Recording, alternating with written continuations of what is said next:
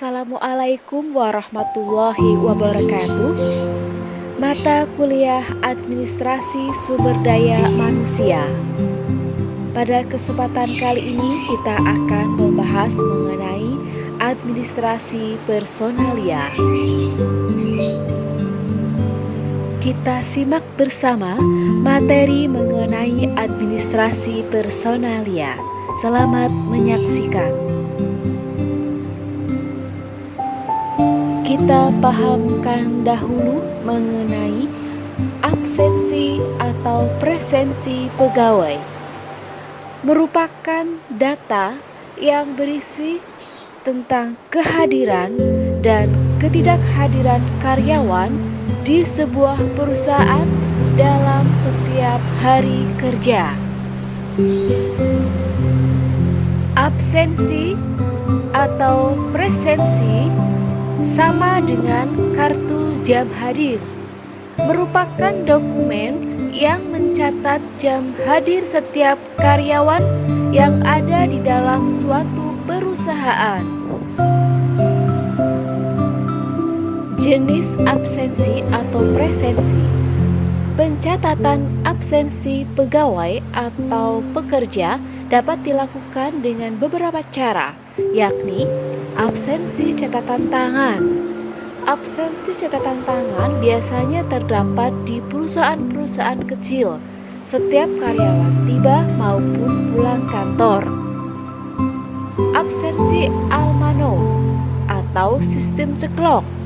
Absensi tersebut menggunakan mesin almano atau mesin absensi dengan sistem ceklok. Absensi sidik jari atau finger scan. Biasanya absensi sidik jari ini digunakan oleh perusahaan menengah ke atas.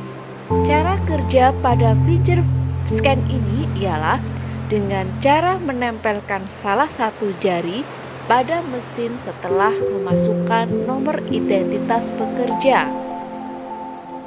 Absensi telapak tangan. Biasanya sistem tersebut digunakan oleh perusahaan-perusahaan berskala besar. Cara kerja pada sistem tersebut mirip dengan cara kerja finger scan, yakni dengan cara menempelkan telapak tangan. Absensi online. Untuk proses absensi online yang lebih praktis dan mudah, absensi ini bisa diperoleh melalui aplikasi online, yaitu dengan mengaktifkan GPS yang ada di Android masing-masing karyawan.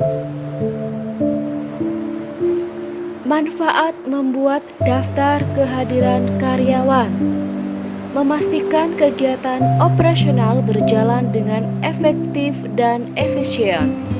Adanya data lengkap terkait kehadiran memungkinkan perusahaan mengetahui jumlah pegawai yang masuk setiap harinya. Menandai waktu kedatangan dan pulang karyawan. Mengetahui tingkat performa pegawai. Salah satu cara untuk melihat apakah kinerja seorang karyawan itu baik atau tidak adalah dengan melihat tingkat kehadirannya. Pendataan gaji karyawan bisa dilakukan dengan akurat. Jika ada pegawai yang sering mangkir atau terlambat, mereka tentu tidak berhak dibayar dengan upah penuh. Menghitung jumlah waktu kerja karyawan. Rekapitulasi periodik laporan kehadiran karyawan yang baik memudahkan perusahaan untuk menghitung total waktu kerja yang dihabiskan oleh karyawan. Melacak jumlah hari ketidakhadiran karyawan. HRD harus mampu mengelola jumlah kehadiran karyawan tetap agar stabil. Surat izin karyawan merupakan surat yang dibuat oleh seseorang yang terikat dengan suatu komunitas, lembaga, instansi atau perusahaan di mana dalam surat tersebut berisikan tentang permohonan izin. Ada beberapa manfaat atau fungsi dibuatnya surat izin, di antaranya secara etika tentu ini merupakan upaya menjunjung nilai kesopanan dan lebih etis, menjaga nilai profesionalitas karena dalam sebuah komunitas, instansi atau perusahaan pasti ada jenjang kepengurusan. Merupakan upaya mentaati peraturan, di antaranya peraturan administrasi, supaya tindakan yang dilakukan oleh pembuat surat izin menjadi tindakan legal di mata hukum dan peraturan di komunitas. Hal-hal yang diperhatikan sebelum menulis surat izin, di antaranya alamat dalam, kepada siapa surat dituju, pembuat surat, alasan minta izin,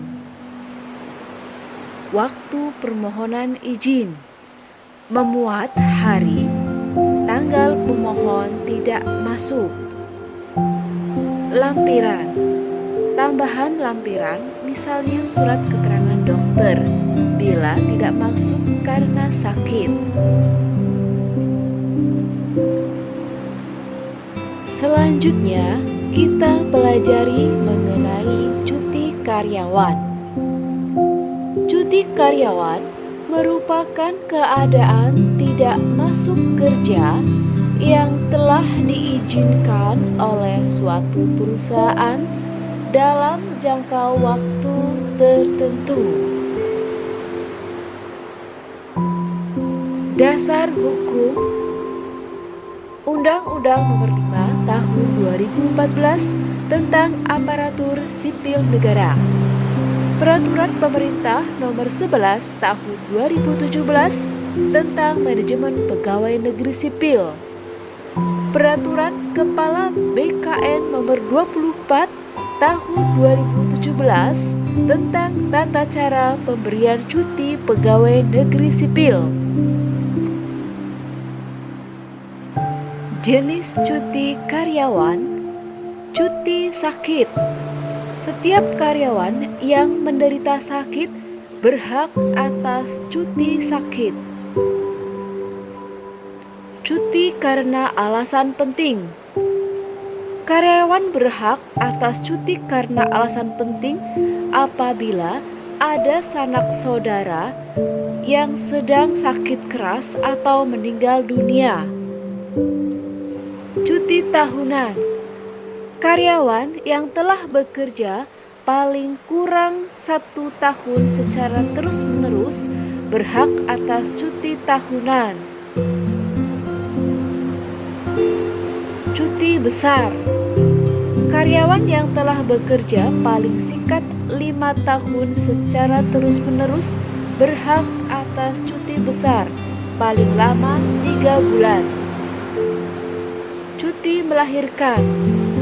Untuk kelahiran anak pertama sampai dengan kelahiran anak ketiga pada saat menjadi karyawan berhak atas cuti melahirkan. Cuti di luar tanggungan. Karyawan yang telah bekerja paling singkat 5 tahun secara terus-menerus karena alasan pribadi dan mendesak dapat diberikan cuti di luar tanggungan. Cuti bersama. Cuti bersama tidak mengurangi hak cuti tahunan. Demikian materi yang dapat disampaikan mengenai administrasi personalia.